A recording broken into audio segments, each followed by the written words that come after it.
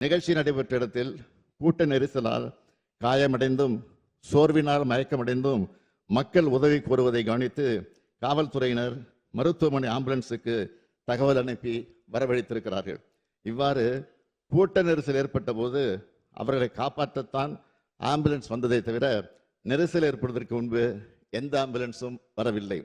காவல்துறை, தீயணைப்பு மற்றும் மீட்புத் துறையினர் மற்றும் ஆம்புலன்ஸ் மீட்புக் குழுவினர் காயமடைந்தவர்களை மீட்டு அருகில் உள்ள மருத்துவமனைகளுக்கு அனுப்பி வைத்தனர்.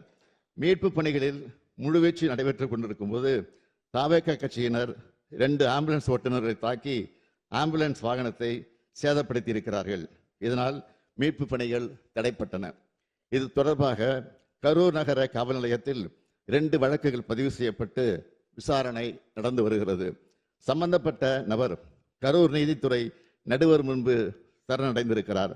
மற்றொரு குற்றவாளி 2 வழக்குகளிலும் தொடர்புடையதாக கைது செய்யப்பட்டிருக்கிறார்.